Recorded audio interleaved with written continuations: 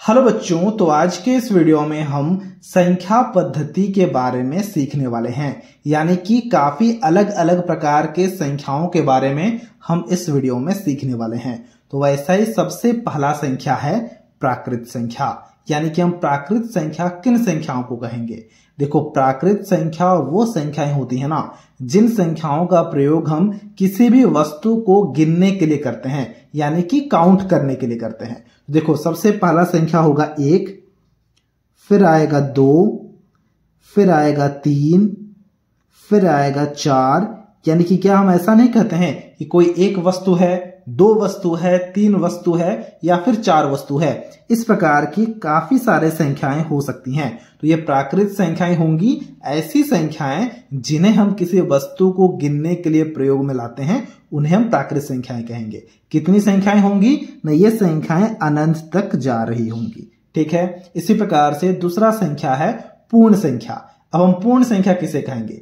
जैसे कि हमने प्राकृत संख्याओं को देखा, वो होता है 1, 2, 3, 4, 5, 6, 7, 8 करके अनंत तक जाती हैं। वैसा ही पूर्ण संख्याएं इससे थोड़ा सा अलग है।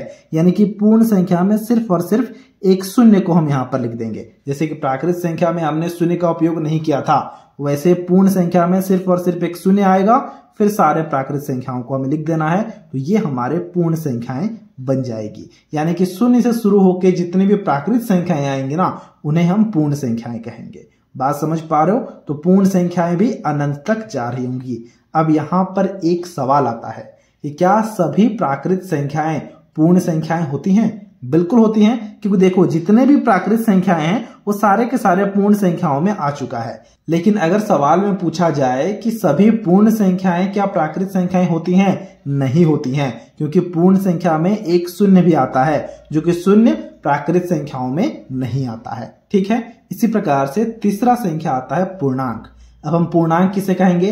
देखो, जरा ध्यान से समझना है हमें इसे। देखो, पूर्णांक को समझने के लिए सबसे पहले यहाँ पर 0 लिखना होगा। यानी कि 0 एक पूर्णांक है, 1 भी एक पूर्णांक है, 2 भी एक पूर्णांक है, 3 भी एक पूर्णांक है। इस प्रकार की जितने भी संख्याएं हैं अनंत तक, सारे की सारे पूर्णांक कहलाती हैं। लेकिन इनके साथ साथ में अगर हम यहाँ पर लिखेंगे -1 तो वो भी पूर्णांक में आता है।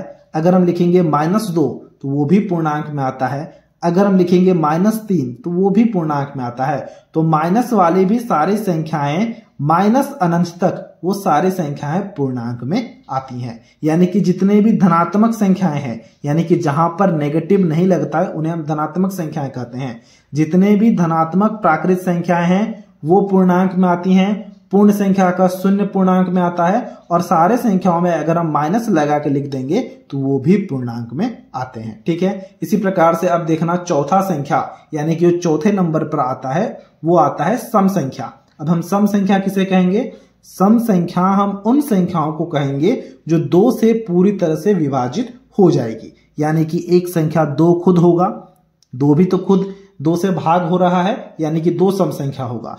एक संख्या होगा 4, एक होगा 6, एक होगा 8, एक होगा 10। कुछ इस प्रकार की जितनी भी संख्याएं हैं जो कि 2 से पूरी तरह से विभाजित हो जाएंगी, उन सारे संख्याओं को हम सम संख्या कहेंगे, और ये अनंत तक बढ़ रही होंगी। ठीक है। इसीलिए हमने यहाँ पर डॉट डॉट डॉट अनंत वाला यहाँ पर चिन्ह लगाया है। ठीक है।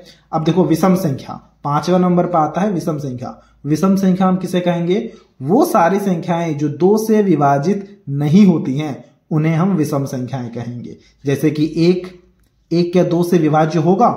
नहीं होगा। क्या 3 होगा? 3 भी नहीं होगा। क्या 5 होगा? 5 भी 2 से विभाजित नहीं होगी। तो इस तरह से जितने भी संख्याएं हैं वो सारे विषम संख्याएं कहलाती हैं। देख पा रहे हो? ये भी हमारा अनंत तक बढ़ रहा होगा। तो अगला है भाज्य संख्या। अब हम भाज्य संख्या किसे कहेंगे? इसको जरा ध्यान से समझना। भाज्य संख्या हम उन संख्याओं को कहेंगे जो 2 से अधिक संख्याओं से विभाजित हो रहा हो। जैसे कि सबसे पहला संख्या है 4। देखो, 4 खुद से तो विभाजित होगा ही, 4 1 से भी विभाजित होगा, और 4 2 से भी विभाजित होगा। तो 4 हमारा भाज्य संख्या हो गया। एक ऐसी संख्या जो खुद से भी विभाजित हो, 1 से भी विभाजित हो, और उसके अलावा कम से कम कोई और एक संख्या से विभाजित हो, उसे हम कहेंगे भाज्य संख्या। ठीक है। जैसे कि 4 एक भाज्य संख्या है, 6 एक भाज्य संख्या है, 8 एक भाज्य संख्या है, 9 एक भाज्य संख्या है, 10 एक भाज्य संख्या है। इस तरह से ये भी अनंत तक बढ़ती हुई जा रही है। अब देखना 7वें नंबर पर आता है अभाज्य संख्या। ये बहुत ही ज्यादा इंपॉर्टेंट संख्या है और इससे सवाल काफी ज्यादा पूछे जा सकते हैं। देखो, अभाज्य संख्या हम उन संख्याओं को कहेंगे ना जो केवल और केवल अपने खुद से विभाजित होगी, एक से विभाजित होगी और किसी भी संख्या से विभाजित नहीं होगी। जैसे कि सबसे पहला अभाज्य संख्या आता है 2। देखो, 2 किससे किससे विभाजित हो सकती है? 2 एक से विभाजित हो सकती है और एक खुद से ही विभाजित हो सकती है और किसी भी संख्या से विभाजित नहीं हो सकती है। तो 2 हमारा एक अभाज्य संख्या है। एक देखो 3 किससे किससे भाग जाएगा? भाग जाने का मतलब ही विभाजित होना होता है। 3 किससे किससे भाग जाएगा? सिर्फ और सिर्फ 1 से भाग जाएगा और खुद अपने आप से भाग जाएगा। तो 3 भी एक अभाज्य संख्या है। इसी प्रकार से 5 का भी ऐसा ही सीन है, यानी कि 5 भी 1 से भाग जाएगा और खुद अपने आप से भाग जाएगा। इसी प्रकार से है 7, इसी प्रकार से है 11, इसी प्रकार से है 13। ये सारी संख्याएं अनंत तक बढ़ रही हैं और इन्हें हम अभाज्य संख्याएं कहेंगे। ठीक है। नेक्स्ट आता है हमारे पास परिमेय संख्या। अब परिमेय संख्या हम किसे कहेंगे? परिमेय संख्या हम उन संख्याओं को कहेंगे ना जिन संख्याओं को हम p/q के रूप में लिख सकते हैं, उन्हें हम कहेंगे परिमेय संख्या। जहां पर ये जो q है ना, ये q हमारा 0 के बराबर नहीं होना चाहिए। एग्जाम्पल के तौर पे मैं बता देता हूं, जैसे कि एक संख्या है 1/2, एक संख्या है 2/3, एक संख्या है 7। 7 क्यों? क्योंकि देखो, ये तो p/q के रूप में है नहीं, लेकिन फिर भी हम इसे परिमेय संख्या में क्यों लिख रहे हैं? क्योंकि 7 का मतलब तो ऐसा लिख सकते हैं ना, 7/1। यहां पर नीचे में शून्य नहीं होना चाहिए, 1 हो सकता है, यानी कि 7 भी हमारा परिमेय संख्या है। इस प्रकार के अनंत संख्याएं हो सकती हैं जो कि परिमेय संख्या है। ठीक है। अब देखो यहां पर अपरिमेय संख्या। अब हम अपरिमेय संख्या किसे कहेंगे? ऐसी संख्याएं जिन्हें हम p/q के रूप में नहीं लिख सकते हैं, उन्हें हम अपरिमेय संख्या कहेंगे। कैसे?